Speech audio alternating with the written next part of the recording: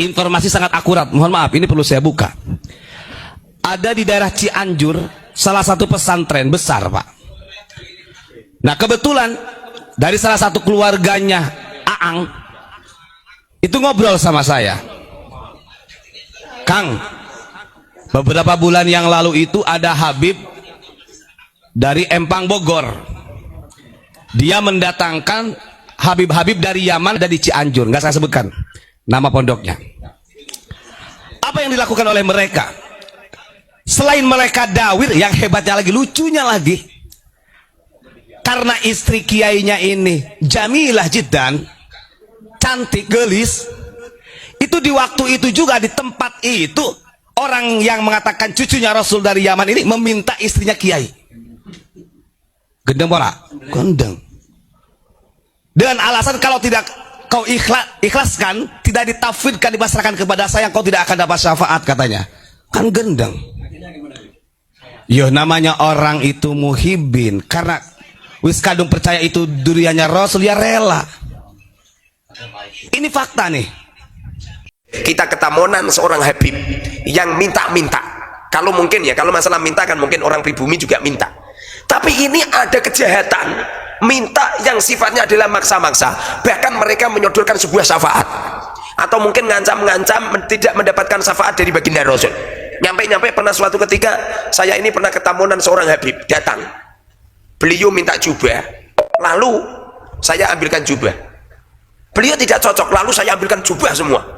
Di waktu itu satu bobot saya bawa. Apa yang terjadi? Dibawa semua. Dibawa semua. Yang ditinggalkan cuma 3 yang jelek-jelek gitu. Nah, jadi diborong semua. Dan ini tidak cuma itu saja. Nah, nyampe ada santri cantik lewat, langsung ditembung. Bahkan nyampe terjadi pernikahan sah untuk menyelamatkan apa itu pribumi yang saat ini kelihatannya sih Belanda sudah pergi, Ustaz. Tapi peninggalannya Belanda ini, Habib-habib ini loh, Masya Allah. Mereka itu sifat-sifatnya itu, kalau kita mau berpikir dengan hati yang jernih dan otak yang jernih, ini ada indikasi untuk menguasai, indikasi untuk apa itu, untuk menjajah. Pada akhirnya kita mantap semantap-mantapnya, tidak perlu ragu lagi dohirun wabatinan bahwa semua habaib alwi mereka adalah dzurriyyah Rasul palsu.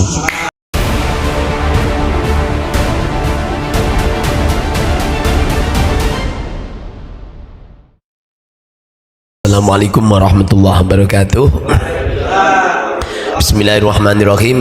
Alhamdulillahirabbil alamin. Allahumma shalli wa sallim wa barik ala sayidina Muhammadin abdika wa nabiyyika wa rasulika nabiyil ummi wa ala alihi wa sahbihi wa sallim tasliman biqadri 'azamati dzatika fi kulli waqtin wa hin. Amma ba'd.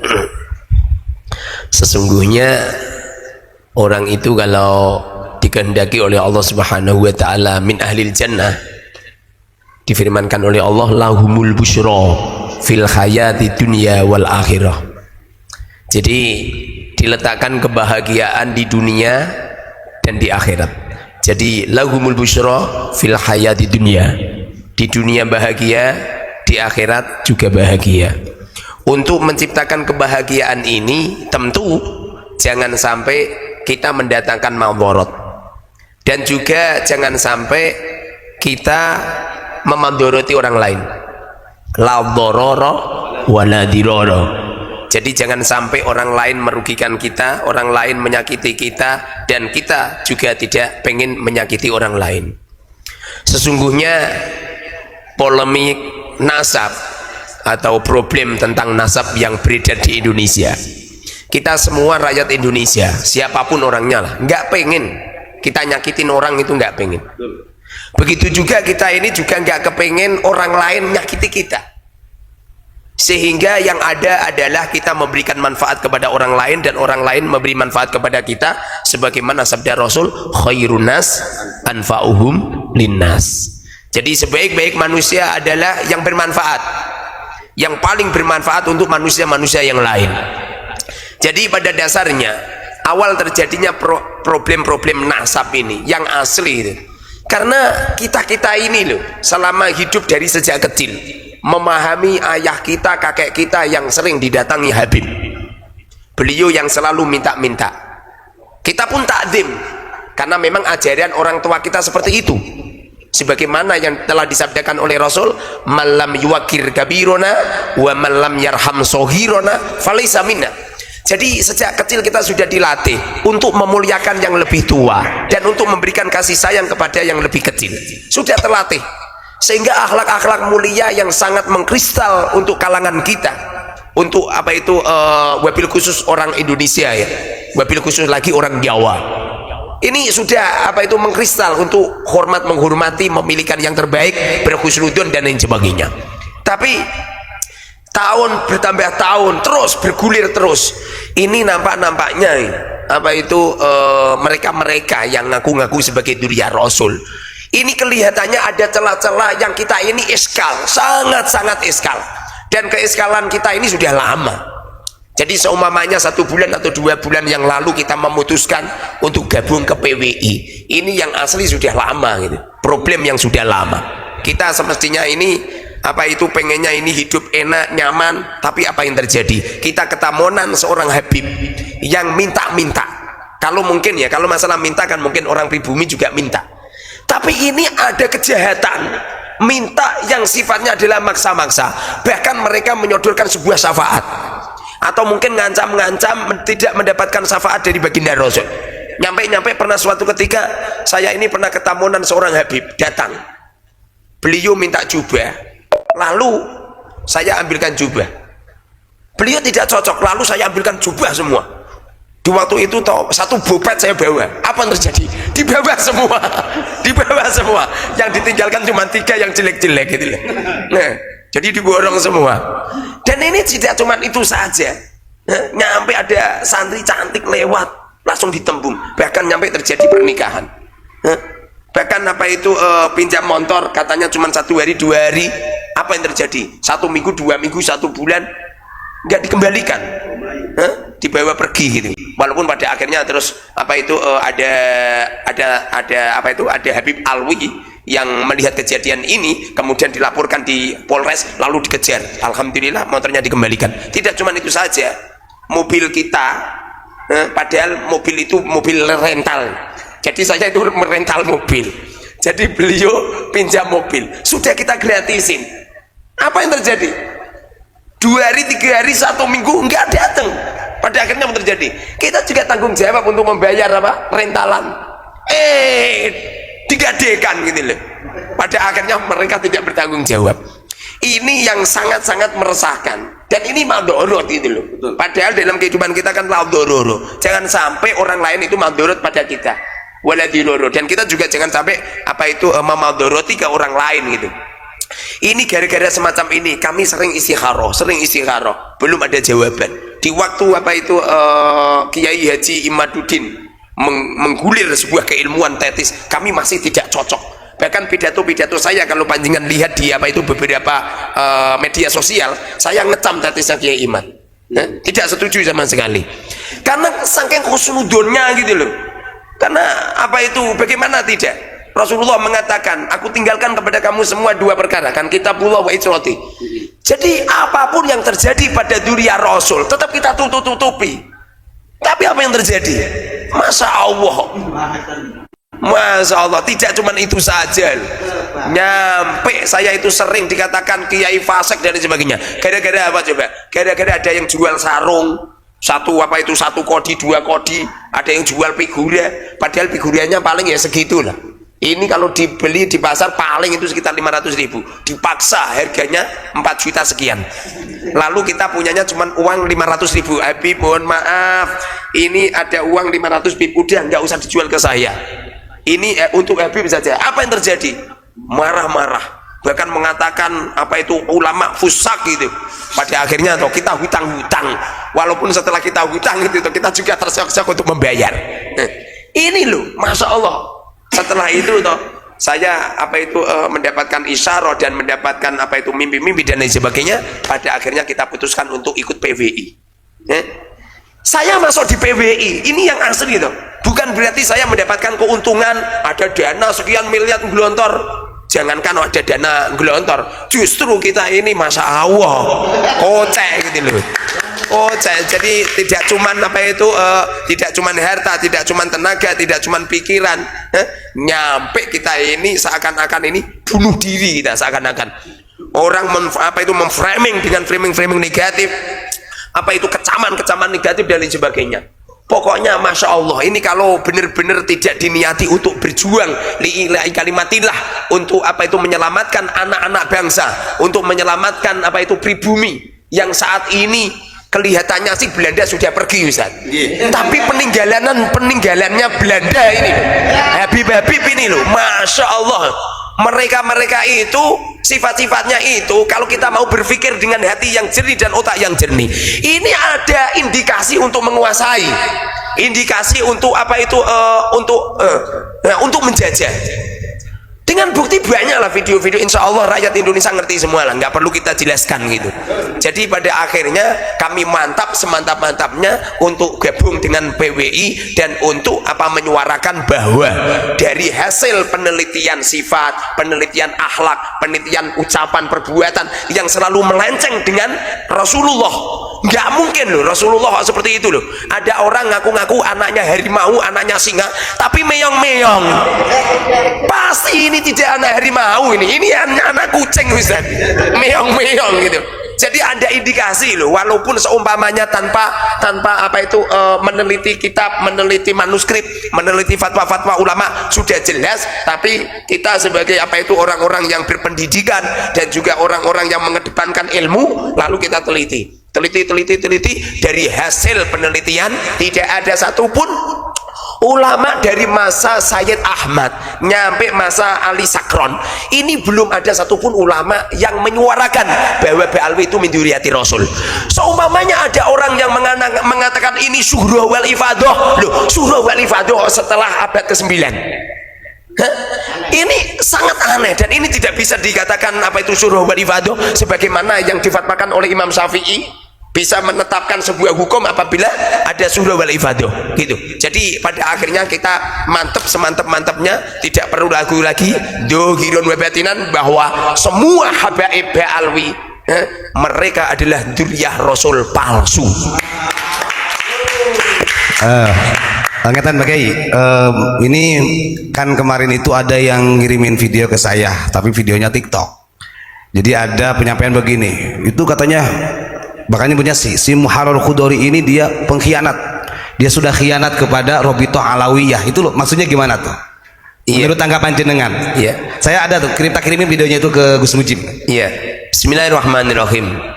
Jadi mereka-mereka yang mengatakan bahwa saya itu mengkhianati Robitoh Alawiyah atau mengkhianati Ba'alwi, bahkan katanya itu pondok saya bisa berkembang atas bantuan para habaib, ya kan? Itu yang pertama kali itu semestinya yang ditanya itu yang komentar itu. Sebab yang diinginkan itu apa gitu. Yang pasti kami belum pernah mendapatkan bantuan dari Habib 1% pun untuk pembangunan pondok, belum pernah.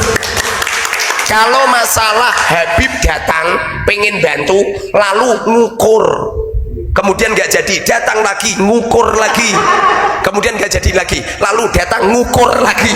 Jadi ngukar-ngukur, istri saya itu nyampe ngomong gini, loh ini ya Habib apa pekerjaannya ngukar-ngukur, nyampe beliau wafat itu pernah. Jadi ngukar-ngukur nyampe beliau wafat itu pernah. Jadi apa itu nggak benar kalau apa itu pondok saya ini dibantu sama Habib, bahkan apa itu pondok saya maju pesat karena jasa-jasanya Habib, itu nggak benar itu. Kami bisa apa itu membuktikan semuanya.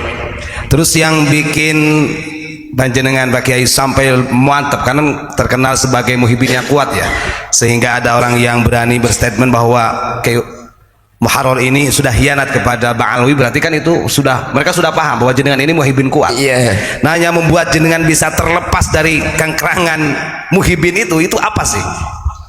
Dari apa itu pengalaman kami yang bertahun-tahun ya, kami didawiri sama Habib-habib itu, minta uang, minta barang dan sebagainya. Bahkan pernah suatu ketika saya itu kan kebetulan bangun, kebetulan di samping saya itu herbil banyak, saya ketamunan Habib membawa pick up itu hairband saya diangkut semua.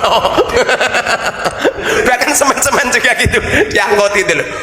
Jadi kami ini yang asli sudah SK lama gitu loh. Mosok duriya Rasul seperti ini, mosok duriya Rasul akhlaknya seperti ini, mosok duriya Rasul malah merugikan dan lain sebagainya. Selain itu yang asli yang menjadikan kami mantap itu suatu ketika kami mimpi. Ini yang asli si ilmu sir ya.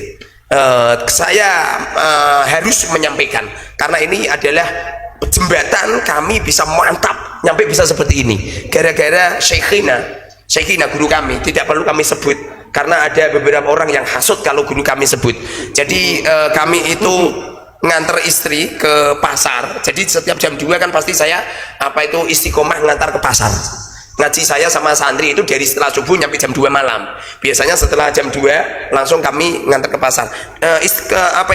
Tradisi kami dari sejak kecil memang dawamil wudhu ya. Jadi nggak pernah kami dalam keadaan hadas. Suatu ketika kami duduk, kami tidak tidur. Cuma kami ini diberi keistimewaan oleh Allah. Sudah lama saya itu bisa mimpi dalam keadaan terjaga. Jadi seumpamanya orang itu mengomentari saya, memframing yang jelek silahkan. Yeah. Yang paham tentang ini adalah orang yang pernah ngalami. Jadi saya ini sering nyupir mobil mimpi. Terus duduk mimpi. Nah di waktu itu saya duduk, istri sudah keluar dari mobil dan mobil sudah saya kumpulin sudah saya kunci. Biasanya saya pengen tidur biasanya, tapi belum tidur. Nggak begitu lama, Syekhina datang kemudian bilang gini, Muharrar, kamu membuat diskusi dengan habaib, membuat diskusi besar-besaran dengan habaib tentang nasab Ba'alwi. Di waktu itu yang saya pikir adalah pengajian, karena saya ini termasuk orang yang paling ahli membuat acara. Jadi kami itu kalau membuat acara Ustaz tidak pernah mempersiapkan. Seumpama ya besok itu ada pengajian abad, walaupun butuh sekian ratus juta saya berani. Jadi tidak perlu persiapan.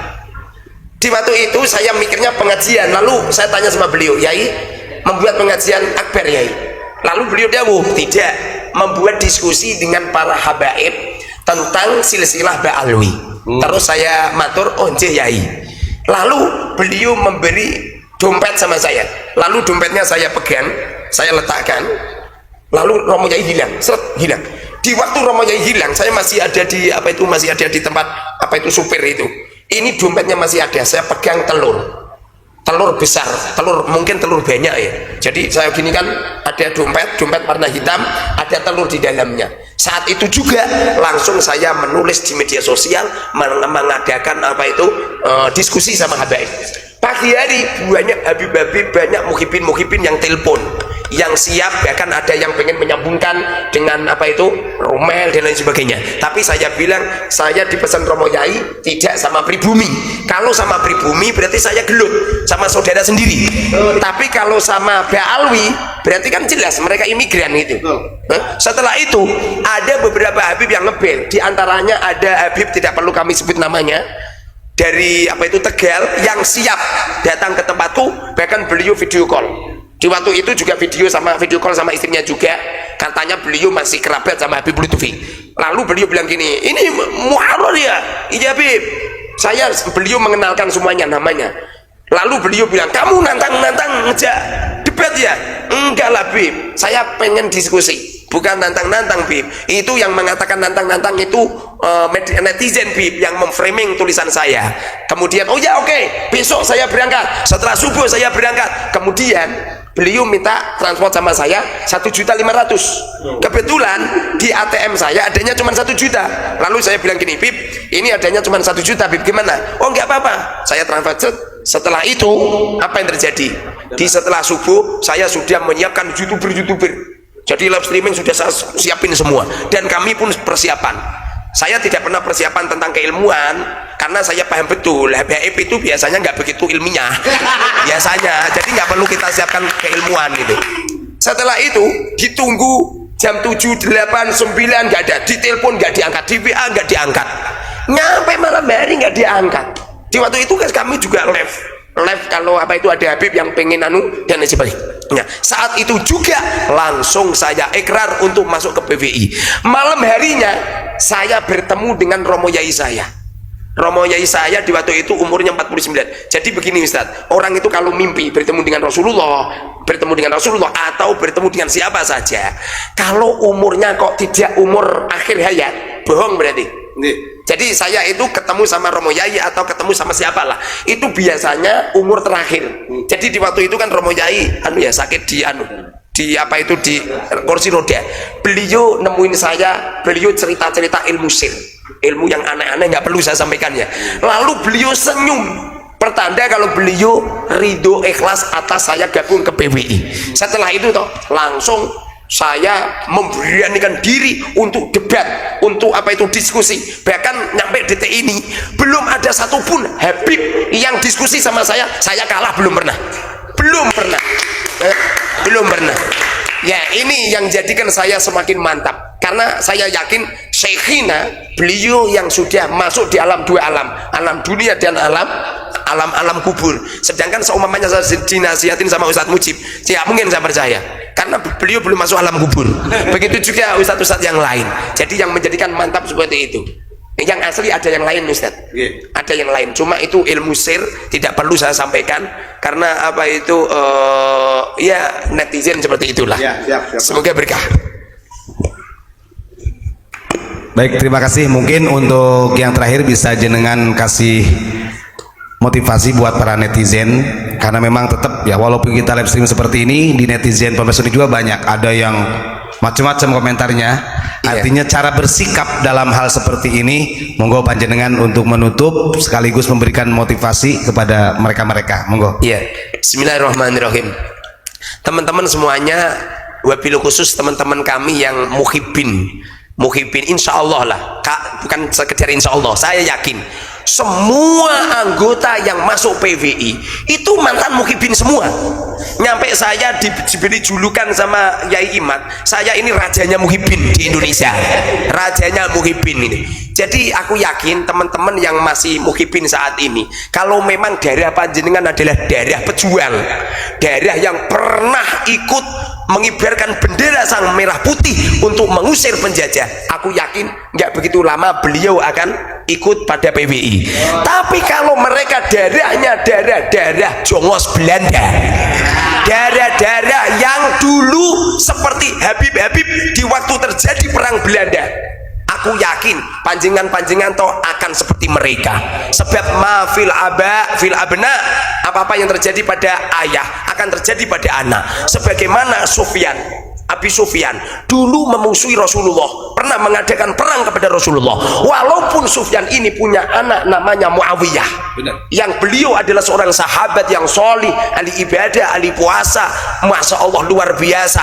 Tapi apa yang dikatakan oleh Rasulullah pernah mengatakan kepada Muawiyah, akan terlahir dari dirimu seorang yang akan membantai keluarga aku. Nyampe Sayyidina Muawiyah ini tidak mau nikah karena sudah pernah dikatakan Rasulullah seperti itu. Tapi apa yang terjadi? Pada akhirnya Sayyidina Muawiyah punya penyakit yang sulit diobati, dibawa ke dokter, dibawa ke tabib, dibawa ke dukun-dukun, tidak ada yang bisa menyembuhkan. Semuanya menasihatinya untuk nikah. Tapi berhubung beliau sudah dikatakan Rasul akan terlahir pada dirinya seseorang yang akan membantai dirinya Rasul, beliau pun tidak mau nikah. Tapi penyakit semakin kronis, semakin luar biasa. Pada akhirnya ada seorang ulama, ada beberapa orang-orang pendeta-pendeta menasihati sama beliau, wahai Muawiyah, nikahlah kau dengan seorang wanita yang mandul, diperkirakan tidak bisa hamil. Kemudian diterimanya, lalu nikah. Apa yang terjadi? Baru dikumpulin satu kali langsung hamil, lahirlah Yazid. Bagaimana setelah Yazid lahir? Yazid inilah yang mengerahkan, bahkan menjadi gembong pembunuh dzurriyyah Rasul bersama dengan Ubaidillah bin Ziyad. Ini dua gembong yang pernah membantai dzurriyyah Rasul. Makanya jangan heran, ma fil abna, apa-apa yang terjadi pada ayah akan terjadi pada anak.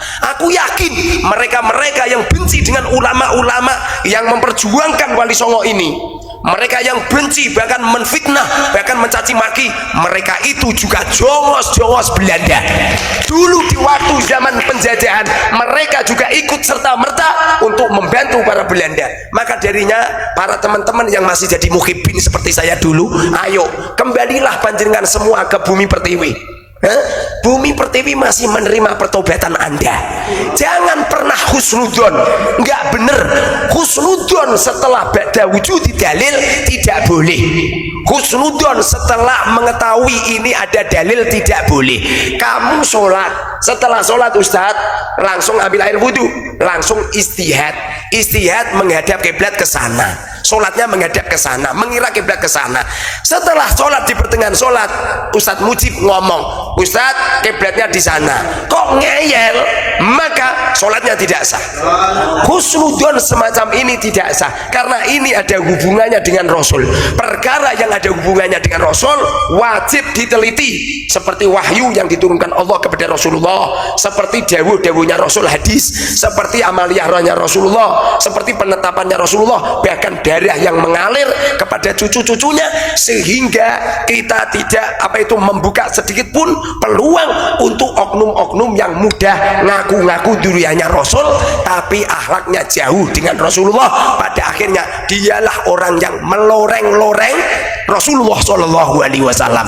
Sesungguhnya kita semua teman-teman di PWI, panjenengan semua ini toh, sesungguhnya panjenengan telah memperjuangkan orang-orang, menangkal orang-orang yang meloreng-loreng Rasulullah, yang menghina Rasulullah, yang mencangkokkan nasab palsu kepada Rasulullah. Ini hukumnya bagi ulama yang paham, hukumnya wajib.